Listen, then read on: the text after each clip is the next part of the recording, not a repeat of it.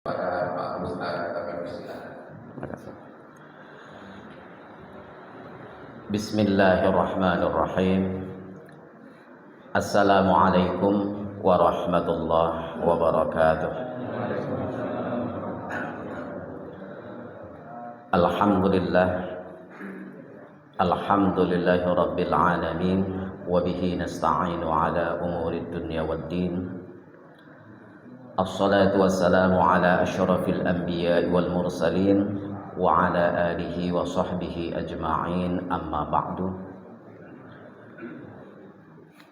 Yang saya hormati Ketua Pengurus Masjid Al-Barokah, Bapak Ketua Pengurus, Sekretaris Bendahara dan Wabil Khusus yang sama-sama kita muliakan, Al-Mukarram Bapak Imam, mudah-mudahan semuanya sehat selalu, amin ya rabbal alamin. Yang saya hormati tokoh-tokoh masyarakat, dan yang saya hormati Bapak Ibu para jamaah yang insya Allah semuanya dirahmati oleh Allah Subhanahu wa ta'ala, amin ya rabbal alamin. Pertama-tama tidak lupa, marilah senantiasa kita memanjatkan puji serta syukur kehadirat Allah, yang mana pada saat ini kita masih diberikan kesehatan, keselamatan, dan juga keimanan, sehingga kita dapat bersama-sama melangkahkan kaki menuju rumah Allah ini dalam rangka melaksanakan sholat subuh, dan insya Allah akan kita lanjutkan dengan kajian Islam. Mudah-mudahan apa yang kita lakukan tercatat sebagai amal kebaikan bagi kita semua, amin ya rabbal alamin. Salawat beriring salam semoga senantiasa tercurah kepada junjungan kita Nabi besar Muhammad sallallahu alaihi wasallam. Allahumma shalli alaihi, kepada para sahabatnya, kepada zuriat-zuriatnya. Mudah-mudahan dengan bacaan-bacaan sholawat yang sering kita lantunkan, kita nanti termasuk orang-orang yang akan mendapat syafaatnya pada yaumil qiyamah nanti, amin ya rabbal alamin. Bapak Ibu para jamaah yang dimuliakan oleh Allah, pada minggu yang lalu kita sudah mengkaji tentang adab-adab berpuasa. Setelah saya evaluasi dari YouTube yang kemarin dikirim, itu saya kira perasaan saya itu baru 25 menit menyampaikan. Pas saya cermati ternyata 50 menit lebih. Wah, pantesan saya pikir para jamaah sudah ngantuk-ngantuk waktu itu. Jadi pokoknya nanti kalau begitu agak cepat, mungkin karena saya melihat jamnya kurang kurang jelas itu. Nah, sampai sholat syuruk ya, insyaallah. Bapak Ibu para jamaah yang dimuliakan Allah, pada pagi hari ini karena memasuki puasa yang ke 13 ya, 13 berarti udah hampir separuh, nggak terasa ini. Tahun ini biasanya puasa kita juga sudah tarawehnya sudah semakin maju, kemudian jamaahnya banyak juga yang berkurang di masjid-masjid itu. Nah, di masjid kami juga ya seperti itu. Mudah-mudahan nanti akan bertahan terus. Nah, termasuk di sini, tapi saya salut kalau di sini banyak sekali nih jamaahnya. Materi yang akan saya sampaikan ini berkaitan dengan perbedaan antara laki-laki dan perempuan ketika sholat. Nah, ini mungkin ada yang sudah pernah membahas, mungkin ada yang lupa atau lain sebagainya. Nah, kalau dalam bahasa Arab di dalam kitab ini disebutkan umurun tukhalifu fihal mar'atu ar-rajula, perkara-perkara yang berbeda antara laki-laki dan perempuan di dalam sholat.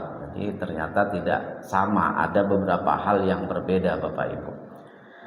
Sebagaimana kita ketahui bahwa para ulama mengatakan sholat itu adalah aqwalun wa af'alun muftatahatun bit takbir wa muhtatamatun bit taslim.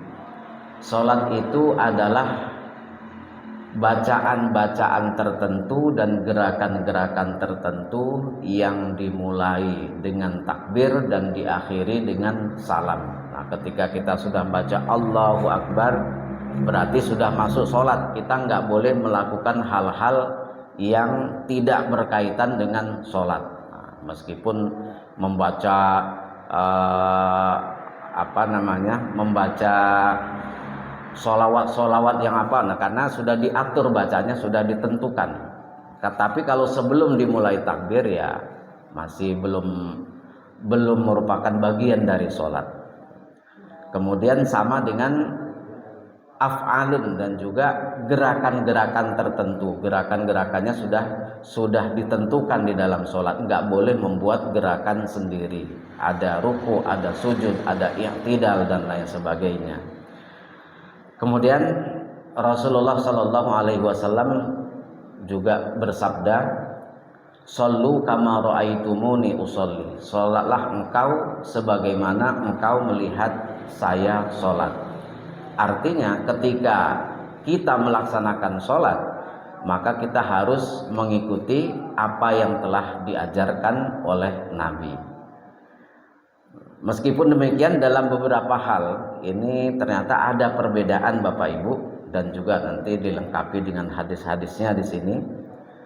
Umurun tukhalifu fi hal mar'atur rajulah, perkara-perkara yang berbeda antara perempuan dan laki-laki di dalam sholat. Yusannu lil mar'ati an tukhalifar rajula fi khamsati asya'a. Bagi kaum wanita itu disunnahkan untuk berbeda dengan laki-laki di dalam 5 perkara. Jadi ada yang berbeda dalam 5 perkara. Awalan, yang pertama adalah tadummu ba'daha ila ba'din fis sujudi. Bagi wanita ketika sujud itu tadummu ba'daha ila ba'din, ada anggota badan yang harus dirapatkan. Apa yang dirapatkan itu? Bi antadumma mirfaqaiha ila janbaiha asna as-sujudi, yakni dengan cara kalau wanita itu merapatkan sikunya, mirfaqaiha, 2 sikunya. Mirfaqun itu siku, kalau 2 siku, mirfaqani karena posisinya majrur, mirfaqaiha, 2 sikunya, ila janbaiha, merapatkan ke lambungnya. Nah, ini yang pertama, kalau perempuan merapatkan sikunya ke lambungnya. Jadi mungkin kalau laki-laki renggang, tapi ya jangan renggang nian, apalagi sampai kawannya. Kalau perempuan dirapatkan, dirapatkan. Jadi itu perbedaan yang pertama, asna as-sujudi, ketika sujud. Kemudian watul siqa batnaha bi fakhizaiha. Kemudian kalau perempuan itu tulsiqa batnaha bi fakhizaiha, menempelkan perutnya bifakhizaiha, ke 2 pahanya. Kalau laki-laki kan agak renggang, agak ke atas begitu. Tapi kalau perempuan nempel. Jadi agak ketika sujud itu agak merapat, kemudian cenderung agak rendah begitu. Kalau laki-laki agak tinggi. Bi khilafir rajuli fa innahu yusannu ayyuba'ida mirfaqaihi.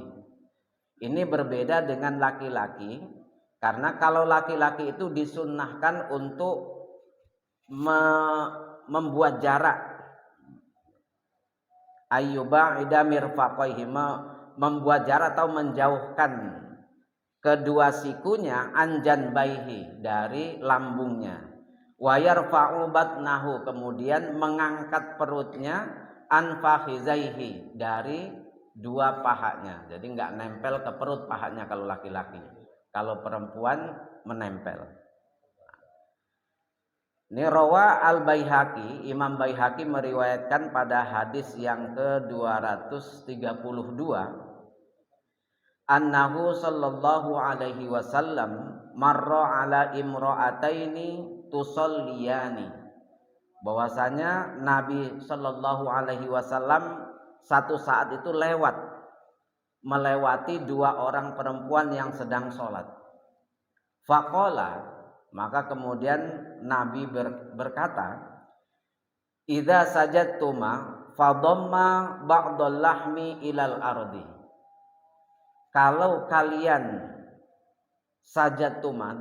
kalau kalian bersujud, fadamma ba'dal lahmi, maka rapatkanlah sebagian daging, sebagian anggota tubuh itu ilal ardi, ke lantai, ke tanah.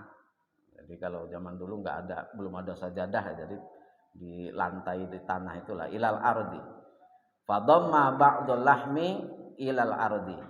Fa innal mar'ata, karena sesungguhnya untuk wanita dalam sholat itu laisat fi dzalika karrajuli, tidak sama dengan laki-laki. Jadi ada beberapa perbedaan tadi yang tadi dijelaskan, bahwa kalau perempuan itu sikunya ditempelkan ke lambungnya, kemudian perutnya menempel ke pahanya. Kalau laki-laki agak merenggangkan. Ini perbedaan yang pertama. Kemudian yang kedua, Bapak Ibu, wasanian tuhfidul mar'atu sautaha. Kalau wanita itu hendaklah memelankan suaranya fi hadratir rijalil ajanib, kalau dia itu di dalam satu lingkungan yang memang ada laki-laki yang bukan mahramnya. Jadi harus memelankan bacaannya, meskipun yang jadi imam ini seorang artis, misalnya suaranya bagus, tetapi diperintahkan untuk memelankan bacaannya.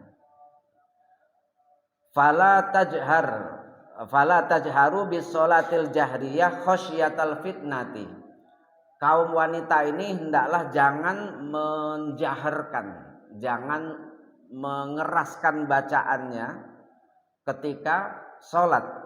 Kenapa? Khosyatal fitnah, karena dikhawatirkan akan menimbulkan fitnah. Makanya nggak pernah kalau yang jadi imam, kalau kaum wanita itu sholat kemudian jadi imam dijaharkan bacaannya, itu nggak pernah, karena memang diperintahkan untuk memelankan, mensirkan bacaannya.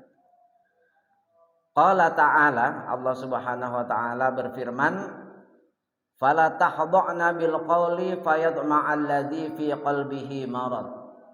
Ini dalam surah Al-Ahzab ayat 32. Bagi kaum wanita hendaklah jangan menggemulaikan bacaannya, menggemulaikan kata-kata gitu, kata-kata, fayadma'al ladzi fi qalbihi marad, sehingga orang-orang yang dalam hatinya ada penyakit itu akan menjadi tertarik, akan menimbulkan fitnah. Nah ini, jadi jangan sampai ini. Biasanya ini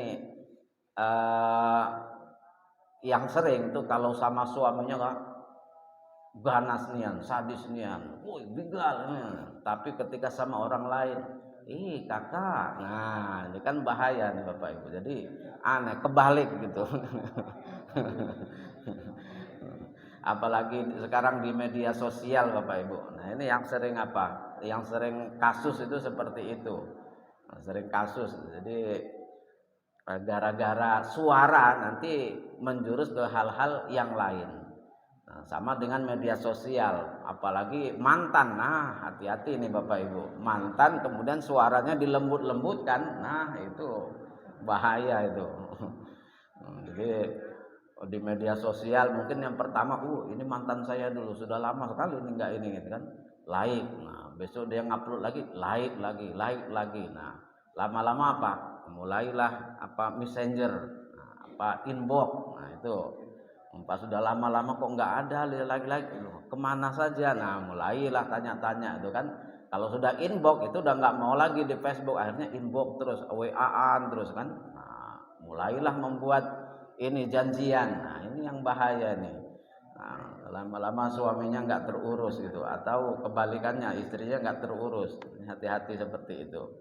Nah, lama-lama Pak menimbulkan hal-hal yang sangat besar gitu. Makanya beberapa waktu yang lalu data menunjukkan Bapak Ibu bahwa kasus pembunuhan yang terjadi itu 80% itu disebabkan karena dendam. Nah, dendam ini faktor utama itu disebabkan karena faktor asmara, percintaan. Entahlah ngerebut istri orang, ngerebut suami orang, atau pacar orang dan lain sebagainya, sehingga timbul dendam. Awas nanti ternyata kemudian dilakukan pembunuhan niat. Ini yang paling banyak.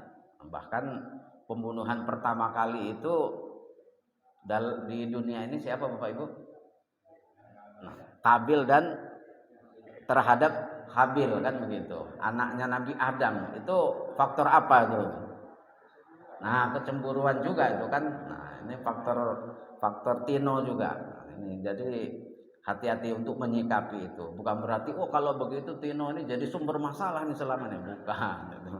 Kalau nggak ada Tino repot juga gitu. Siapa yang masak, siapa yang nyuci.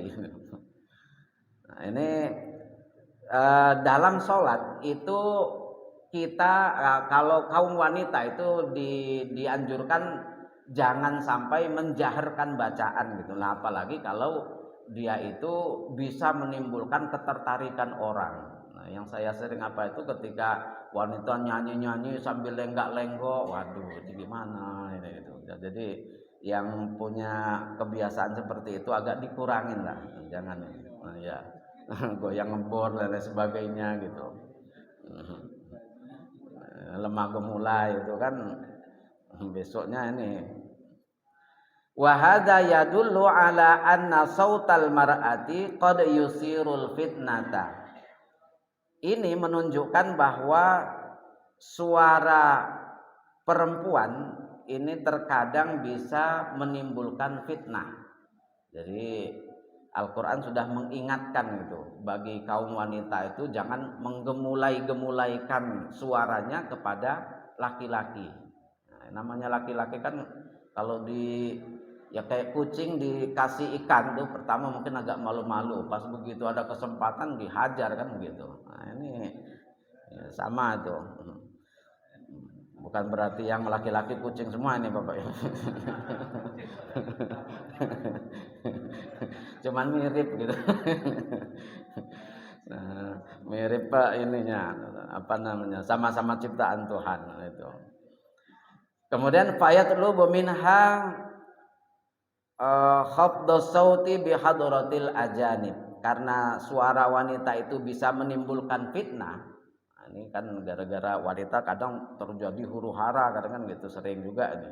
Zaman dahulu antara kerajaan Sunda dengan Majapahit itu gara-gara Tino juga kan gitu, akhirnya habis semua yang peristiwa bubat itu zaman dahulu itu. Karena bisa menimbulkan fitnah seperti itu, maka untuk kaum wanita diharuskan untuk memelankan bacaannya ketika di depan laki-laki. Bi khilafir rajuli, ini berbeda dengan laki-laki. Fa innahu yusannu ayyajhara fi mawadhi'al jahri. Kalau laki-laki itu disunahkan untuk menjaharkan ayyujhira fi mawadhi'al jahri, pada sholat-sholat yang memang harusnya dijaharkan, seperti sholat maghrib 2 rakaat pertama, kemudian sholat isya 2 rakaat pertama dijaharkan, dan juga sholat subuh. Nah, kalau sholat zuhur dan asar memang disunahkan untuk disirkan bacaannya. Ini yang kedua, perbedaan yang kedua. Yang ketiga Bapak Ibu, perbedaan laki-laki dan perempuan dalam sholat adalah idza nabal mar'atu syai'an asna as-sholati wa aradat an tunabbiha ahadan min hauliha li amrin ma fa innaha tasfuku bi an tadriba yadahal yumna ala zuhri kafil yusra. Apabila wanita itu ketika sholat berjamaah mendapati imamnya kok ada yang salah misalnya harusnya ruku kok ini langsung sujud begitu, berarti salah gerakan itu, salah ini. Kalau seperti itu kemudian ia ingin wa aradat antu nabiha ahadan, ingin mengingatkan imam dalam hal ini, fa innaha, maka wanita itu tasfuku, ia menepuk tangannya, memukul tangannya, bi antadriba yadahal yumna ala zuhri kafil yusra, dengan cara memukul yadahal yumna, tangannya yang kanan itu memukulkan ke punggung tangan yang kiri. Jadi bukan tepuk tangan karena salah, misalnya Pak imamnya ini salah harusnya ruku kok ini langsung sujud. Wah, bukan begitu. Apalagi mentang-mentang guru pramuka, temu pramuka itu. Jadi enggak sembarangan Bapak Ibu mengingatkannya, itu menepuknya itu cukup ini. Nah, jadi kalau enggak boleh. Jadi ke punggung tangan kiri. Tangan kanannya bi antadriba yadahal yumna, memukulkan tangannya yang kanan ala zuhri kafil yusra, ke punggung tangan yang kiri. Nah, enggak boleh gini.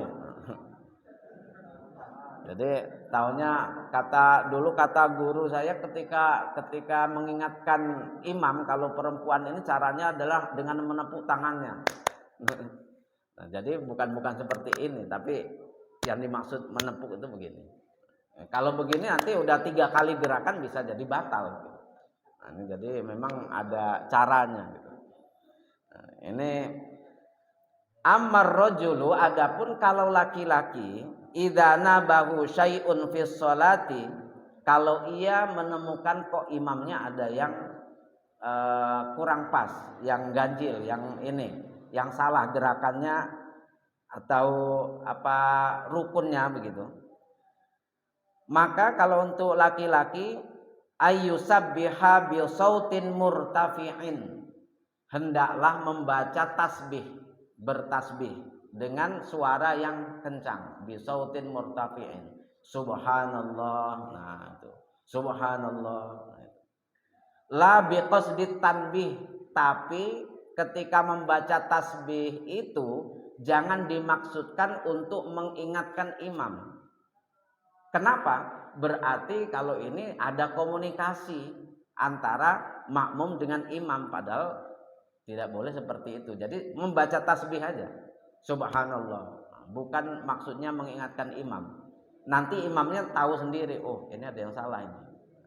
Namanya manusia kan pasti ada salahnya, kadang ada lupanya begitu. Ini kalau yang salah itu misalnya dari gerakan harusnya ruku kok langsung sujud atau yang lain-lain. Tetapi kalau bacaannya yang salah bagaimana Bapak Ibu? Nah, kalau bacaannya yang salah bukan berarti ditepuk-tepuk kemudian ini ya tetap nanti nggak tahu apa ininya gitu. Kalau bacaannya salah itu bisa dilanjutkan dengan ini, misalnya Bismillahirrahmanirrahim, Alhamdulillahirabbil alamin, Arrahmanirrahim, terus waladdallin misalnya. Itu bisa diinikan. Iyyaka na'budu wa iyyaka nasta'in. Jadi bisa diingatkan, diluruskan bacaannya. Karena dalam sholat ini kalau dengan bacaan tasbih, dengan bacaan bacaan Quran seperti itu nggak apa-apa. Jadi diluruskan saja. Bukan berarti ditepuk atau dibaca subhanallah nanti tambah bingung imamnya. Namanya ini kan. Kemudian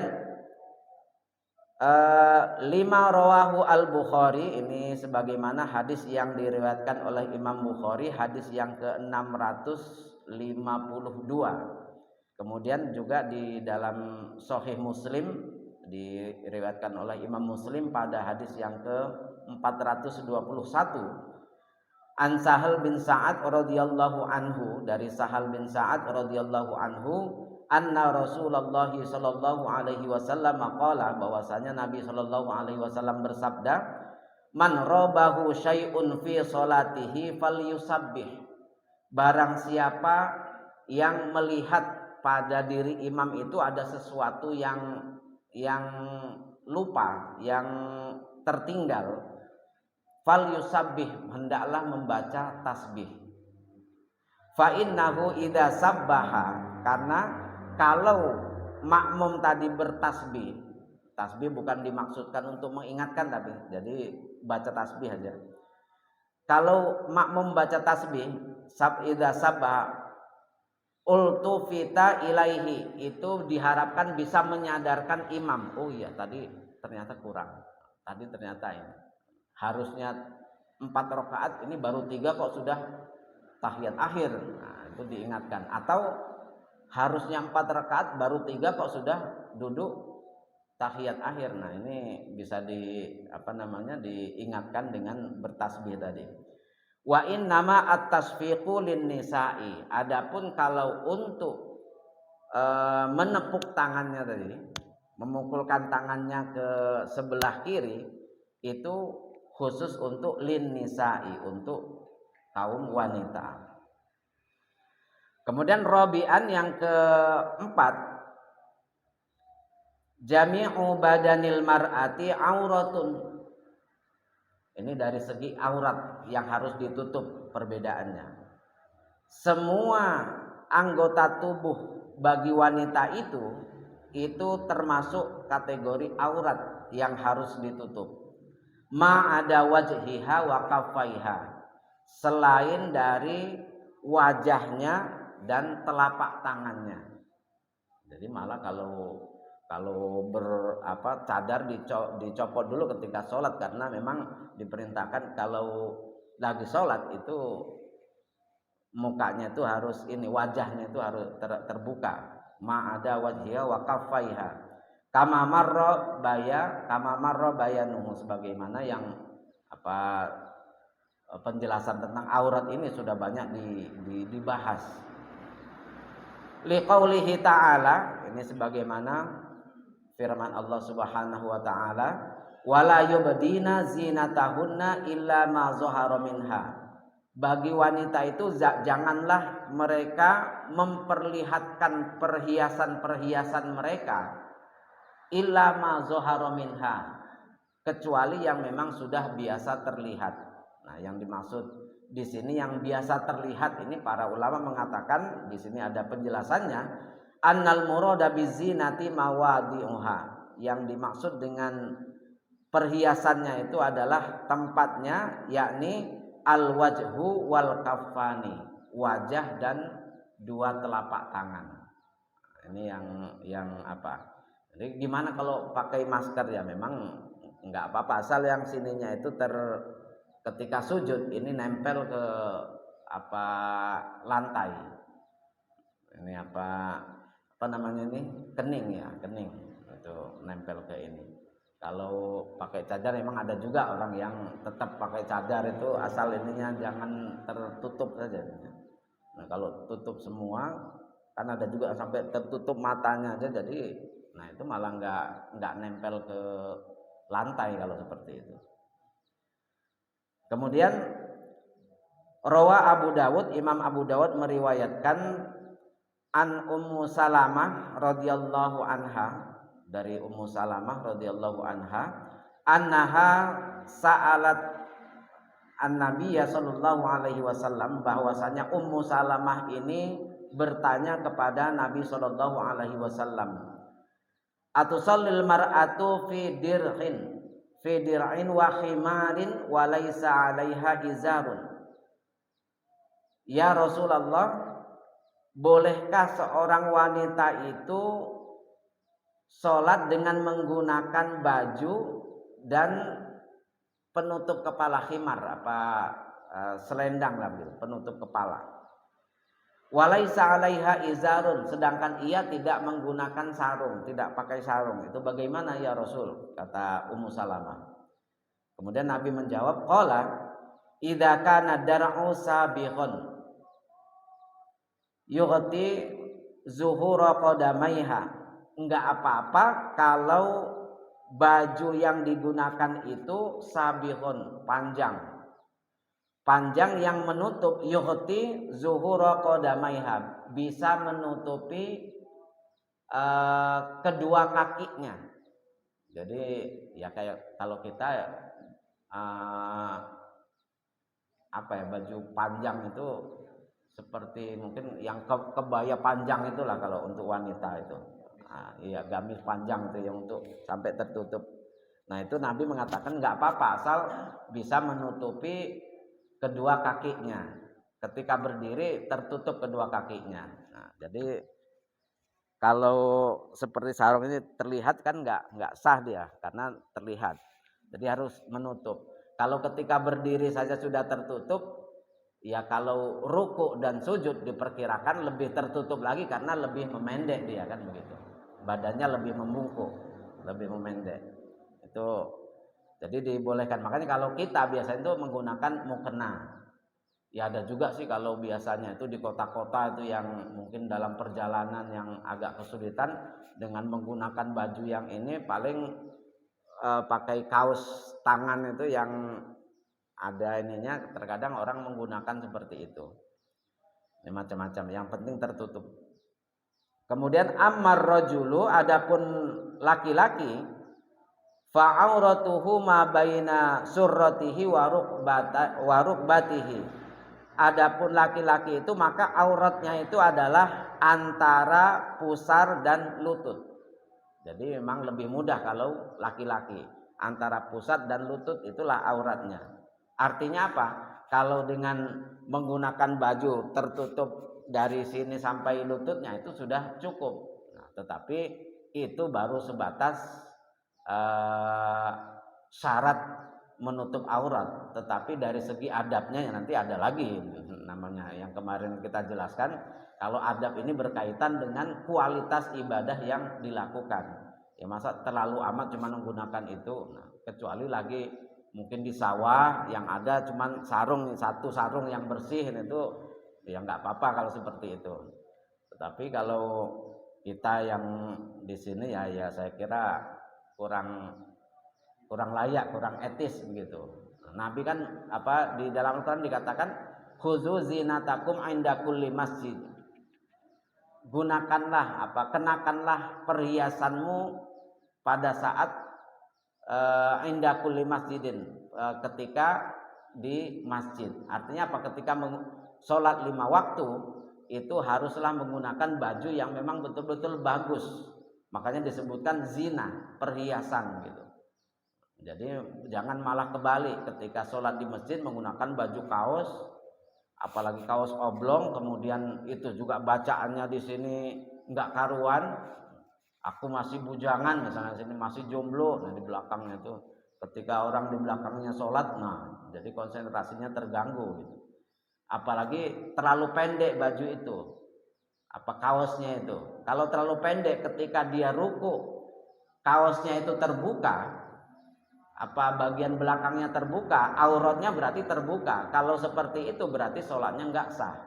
Makanya harus betul-betul menutup aurat. Bajunya itu yang betul-betul yang memang layaklah digunakan. Meskipun tetap menutup aurat dari antara pusar dan lutut itu dibolehkan untuk laki-laki, tetapi dari segi etika itu, dari segi adabnya itu kurang baik. Ini disebutkan falau shalla wal masturu fi jismihi ma baina surrati wa rukbati faqat sahhat sholatuhu. Kalaulah wanita laki-laki itu sholat yang ditutup auratnya cuman antara pusar dan lutut itu sebenarnya sah ya, tetapi enggak layak. Nah, ini yang keempat Bapak Ibu. Lalu yang terakhir Wa khamisan la yusannul azanu lil mar'ati wa yusannu laha al iqamah. Tidak disunahkan bagi wanita itu untuk azan.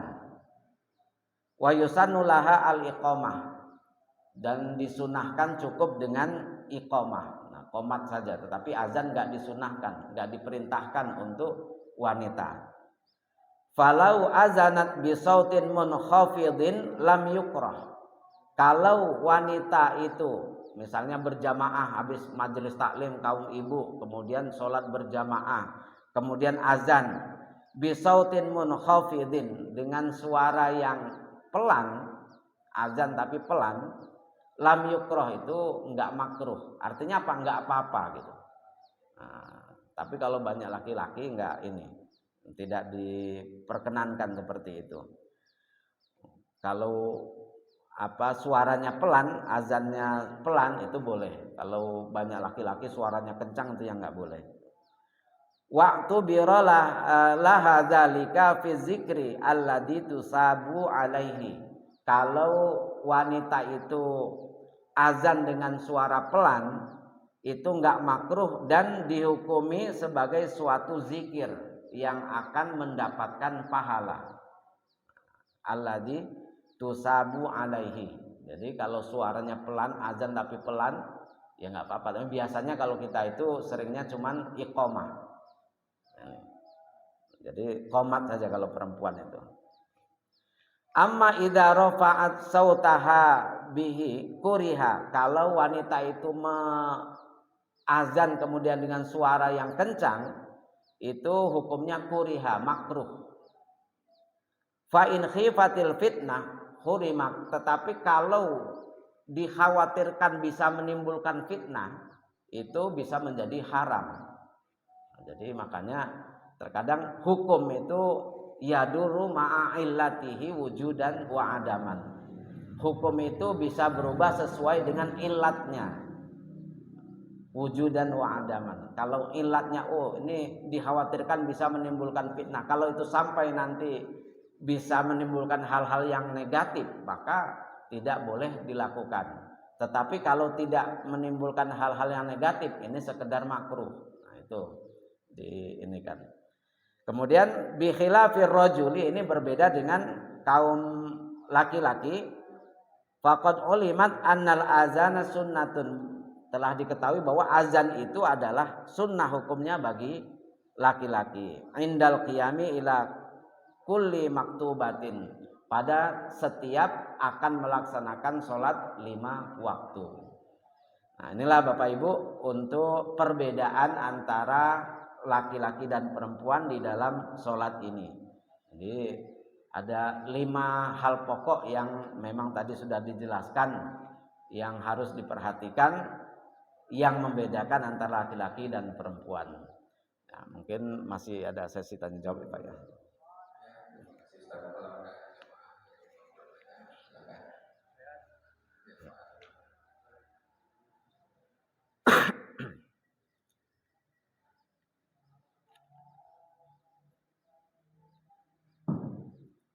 Bismillahirrahmanirrahim. Assalamualaikum warahmatullahi wabarakatuh. Waalaikumsalam warahmatullahi wabarakatuh. Terima kasih. Ingin sekali dengan yang begini dalam proses pendidikan khusus dan saya pribadi dalam saat yang seperti ini, masalah sholat. Yang saya tidak bertanya, barangkali mohon penjelasan saja kepada Pak Ustadz, Pak Dr. Nur Hidayat, tentang sujud. Apakah di dalam sujud doa yang disarankan atau dilakukan itu tidak membatalkan sholat? Sebab ada yang disampaikan di televisi bahwa kalau kita sesudah sujud lalu meneruskan ada doa, katanya itu melebihkan bacaan sujud. Itu apakah itu tidak membatalkan atau memang lebih baik kita saya setelah sujud akhir lalu membaca doa, kan orang sujud lama kadang-kadang gitu Pak Nur ya.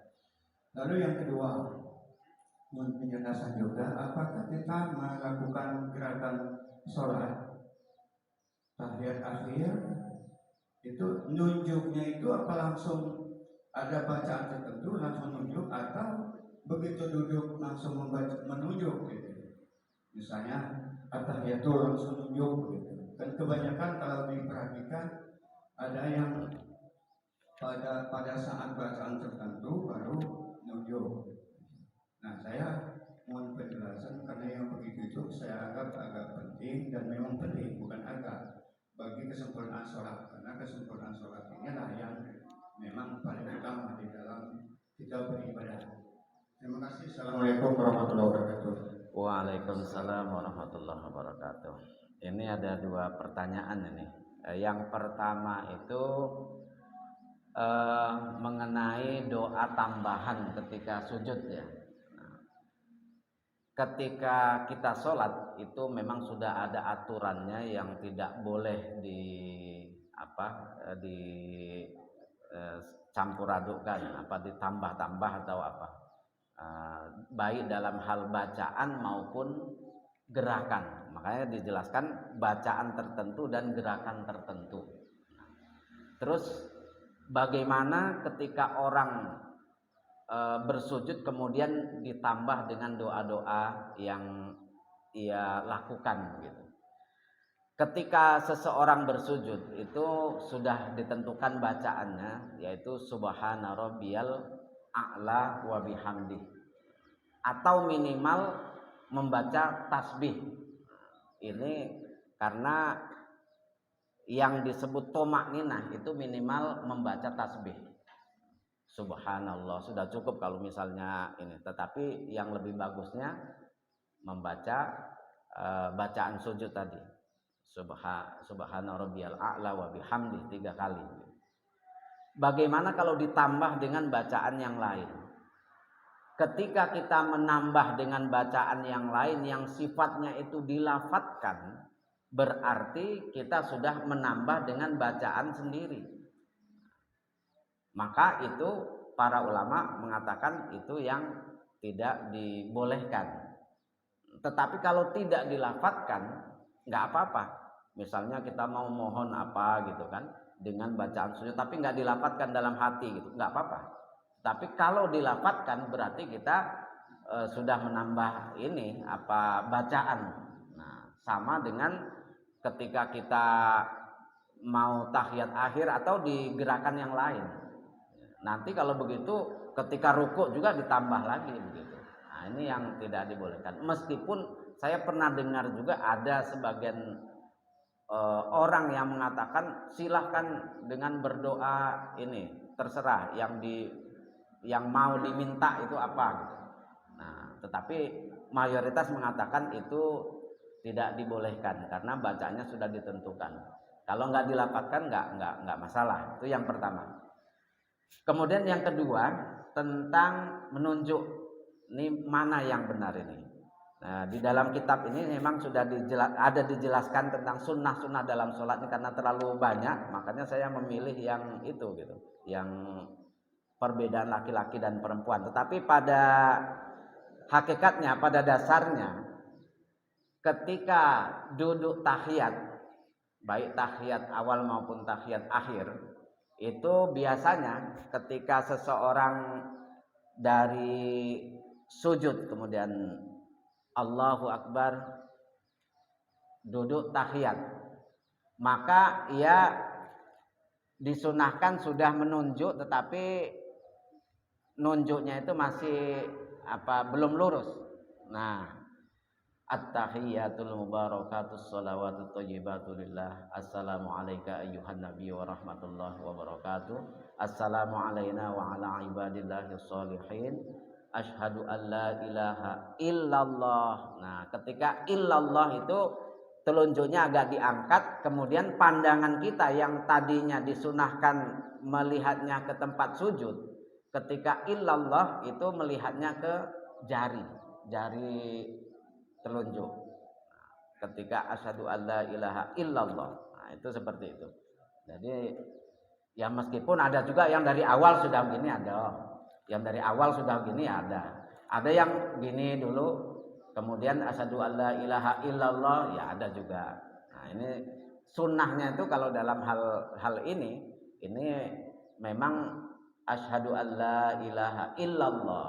Jadi di awal sudah agak menunjuk tapi telunjuknya itu masih ke bawah. Baru setelah asyhadu alla ilaha illallah baru telunjuknya diangkat, pandangan kita ke jari telunjuk tadi itu. Dan di dalam kitab ini dijelaskan tidak dianjurkan untuk tidak menggerak-gerakkan, ada yang menggerak-gerakkan gini kan gitu. Nah, ini tidak ada, saya tidak melihat ada hadisnya atau ada apanya gitu. Nah, gerak-gerak begini. Ada yang begini-begini jadi apa ya, nggak tahu filosofinya apa itu nggak tahu. Nah, ini ada yang gerak-gerak. Jadi yang jelas kalau dalam hal ini ketika asyhadu alla ilaha illallah baru pandangan kita juga pas melihat ke jari telunjuk tadi. Nah ini ya. Iya, tapi bukan berarti langsung bisa membatalkan sholat, itu enggak. Kalau orang begini kemudian batalkan sholat enggak, karena termasuk enggak boleh. Jadi ini memang dalam hal fikih itu, apalagi hal-hal yang kecil itu biasanya yang sifatnya furu'iyah pasti banyak perbedaan pendapat. Tapi makanya kita harus merujuk ke kitab. Makanya saya kalau ngajar fikih Bapak Ibu itu nggak berani kalau gitu saja gitu, tapi lebih cenderung kepada kitab. Nah kayak kitab ini kan hadisnya jelas, itunya jelas gitu, ada ininya. Nah, dalam kitab fikih manhaji ini. Iya. Nah di sini ada nih yang pertanyaan tadi itu, wad'u yadahul yumna ala zohri yadihil yusra ini bersedekap, bukan ini. Ada di dalam kitab ini mana yang harus diapakan ketika menunjuk tadi itu. Iya, silakan Bapak Ibu yang mungkin masih ada lagi. Iya. Terima kasih Pak Ustaz yang diberikan mengenai tata cara adab salat. Saya ini masalah berpakaian. Pakaian untuk melaksanakan salat. Nah, kalau kita merujuk untuk pakaian salat, kalau alat-alat kan pakai kaki serban. Kalau kita kan pakai kain, pakai ini. Nah, apakah ada perbedaan nilai kualitas salat kita? Apakah kita harus pakai serban, apa nilainya sama kalau kita pakai kain, pakai baju koko, pakai soko kita? Apakah ada perbedaan juga nilainya? Karena saya ini kadang-kadang salat zuhur saya pakai celana panjang aja, karena langsung dari mata langsung salat. Nah ini yang baiknya bagaimana kira-kira untuk salat? Ada juga saya pernah nanya dengan kawan, ada yang pakai serban, katanya disunatkan serban itu di samping sini. Ustaz kan serbannya di sini. Iya. Dia katanya disunatkan serban itu di sini. Jadi sebelah sini ya. Iya, terima kasih. Waalaikumsalam warahmatullahi wabarakatuh. Yang pertama masalah pakaian ya. Kalau di Arab itu memang masing-masing punya karakter sendiri-sendiri gitu. Kalau di sana bajunya baju gamis misalnya, kalau kita pakai sarung, pakai peci, baju koko.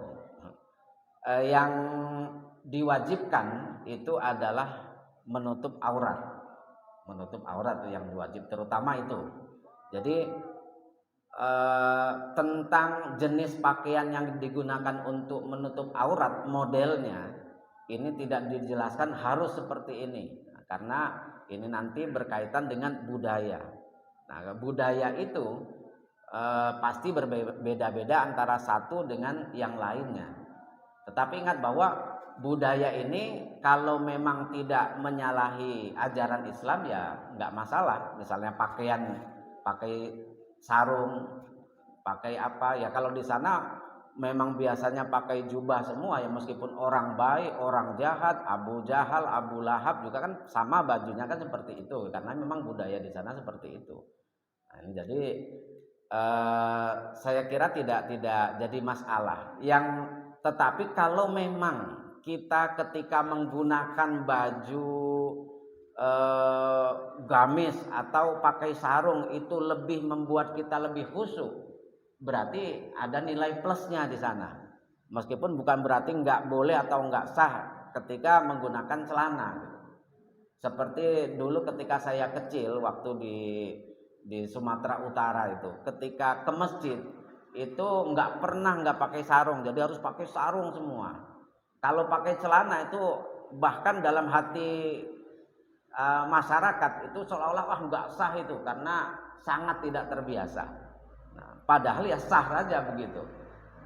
Tetapi karena itu sangat jarang dilakukan, orang yang ke masjid biasanya identik dengan sarung, dengan peci, makanya orang ketika ke masjid pakai itu.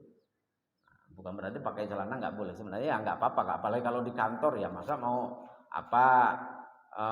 pulang dulu kemudian pakai sarung, ganti sarung gitu ya. Tapi kalau memang bawa sarung ya nggak apa-apa. Ada juga memang beberapa kawan itu yang selalu bawa sarung, mungkin untuk menjaga kesucian atau apa. Jadi ketika mau sholat itu celananya dilepas dulu, ganti sarung gitu, baru dia sholat. Setelah itu ganti lagi. Ada yang model seperti itu karena merasa saya itu merasa lebih enak, lebih khusyuk kalau menggunakan sarung. Ada yang jadi ada yang pakai celana pakai sarung lagi ya. Kalau untuk budaya Arab yang tertentu iya.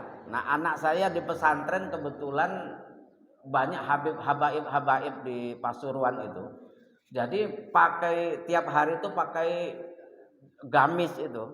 Tapi diwajibkan pakai sarung juga dalamnya gitu. Jadi wah ini double ini, tapi ya bagaimana lagi, memang budaya mereka seperti itu gitu. Jadi kalau dia mau sholat biasanya pakai itu dulu, pakai gamis, ganti lagi karena sudah terbiasa. Kalau memang itu membuat khusyuk ya bagus gitu, nggak apa-apa gitu. Jadi iya, jadi bisa meningkatkan kualitas kekhusyukan kita apa enggak? Kalau bisa meningkatkan ya itu yang bagus ya. Ya. Tadi ini baru ketemu Pak yang tentang meletakkan tangan di atas paha ketika tahiyat. Nah, di sini ini wa kaifiyatuha ayyabsutal yusra ma'a dhammil asabi' ba'daha ila ba'din. Tata caranya adalah dengan meletakkan tangan yang sebelah kiri di atas paha yang sebelah kiri, ma'adhamil asabi, dengan merapatkan jari-jarinya kalau yang sebelah kiri tadi. Kemudian bihaitsu takunu ra'usul asabi musamamatun li awali rukbati, yang ujung jari ini sejajar dengan ujung ujung lutut ya. Nah, itu. Kemudian wa yaqbidu yadahul yumna, kemudian tangan yang sebelah kanan ini mengepal ketika tahiyat ini ya. Illal isba'al musabbihah, kecuali jari yang telunjuk tadi itu. Nah, agak diginikan. Fa innahu yamudduha munkhafidatan. Jari telunjuknya ini bukan dikepal juga, tetapi begini, tapi munkhafidatan, dia agak ke bawah. Nah, inda awali tasyahud, ketika awal tasyahud. Jadi at-tahiyyatul mubarakatus shalawatut thayyibatu lillah. Kemudian hatta idza wasala ila qaulihi, sampai ketika kita membaca illallah, asyhadu an la ilaha illallah, asyara biha ila tauhid wa rafa'aha. Nah, ini diisyaratkan. Nah, asyara biha ila tauhid. Ini mengisyaratkan pada tauhid, asyhadu an la ilaha illallah wa rafa'aha, mengangkatnya dari yang cuman begini menjadi begini, wa rafa'aha. Wa yusannu an tabaqa marfu'atan duna ayyuharrikaha ila akhiris sholati, disunnahkan tetap seperti ini duna ayyuharrikaha, tanpa menggerak-gerakkan sampai akhir sholat. Nah, ini ada hadisnya, rawa Muslimun, hadis yang diriwayatkan oleh Imam Muslim, an Ibni Umar radhiyallahu anha, dari Ibnu Umar radhiyallahu anha. Ini dari sifat cara duduknya, min sifati julusi sallallahu alaihi wasallam. Qala kana idza jalasa fi sholati wada'a kafaihil yumna wada'a kafahu al yumna ala fakhidhil yumna wa qabada asabi'a kullaha wa asyara bi isbi'ihi allati tali al ibham. Nah, ini mengisyaratkan jari telunjuknya ini ketika membaca illallah. Nah, jadi di situ ininya ya. Nah, ini ada hadisnya, ada penjelasan dari hadis. Makanya yang seperti ini biasanya memang kadang dari kitab. Kalau dari hadis biasanya agak sifat umum, jadi hadis itu nanti ada penjelasannya di dalam kitab-kitab. Itulah pentingnya kita bisa merujuk kepada kitab-kitab itu, Bapak Ibu. Ya, mungkin ini ya Bapak ya. Nah, saya rasa kita cukupkan sekian dulu. Satu lagi.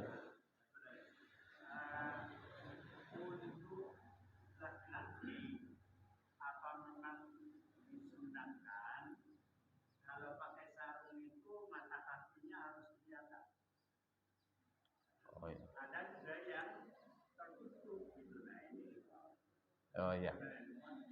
Iya, kita sering mendengar istilah isbal ya. Apa namanya? Jadi orang kalau pakai sarung itu ada yang memahami bahwa kalau pakai sarung itu mata kakinya tertutup berarti dia sombong. Nah, ini tidak dianjurkan. Makanya banyak orang yang di atas mata kaki sarungnya. Tetapi yang dimaksud di sini bukan seperti itu, Bapak Ibu. Yang dimaksud dengan sombong itu kalau memang zaman dahulu orang-orang Arab itu yang kaya-kaya itu biasanya kalau menggunakan pakaian itu untuk memperlihatkan bahwa itu mahal, itu kualitas nomor satu, dia orang kaya, biasanya dilihat dari bajunya. Nah, pakaiannya itu menyapu lantai. Nah, itulah. Nah, itu jadi itulah yang dimaksud tidak dibolehkan. Tetapi kalau enggak diiringi dengan sombong, di dalam hadis itu sebenarnya ada. Bagaimana ya Nabi, kalau ya Rasul, kalau misalnya enggak diiringi dengan sombong ya enggak apa-apa, kata Nabi itu. Jadi ya enggak apa-apa. Jadi cuman kalau kita ya begini saja. Kalau memang ada yang memahami itu bagian dari sombong dan enggak boleh, ya silakan, enggak apa-apa.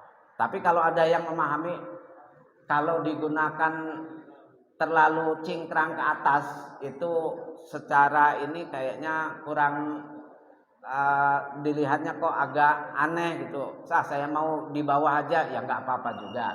Tetapi harus bisa menjamin dari najis.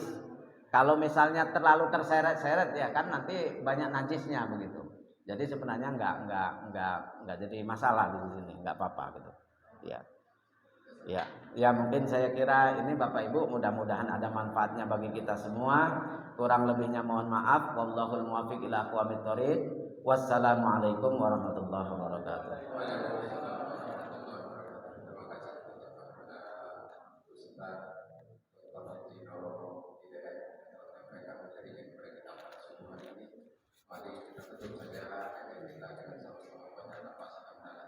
Alhamdulillahirabbil alamin.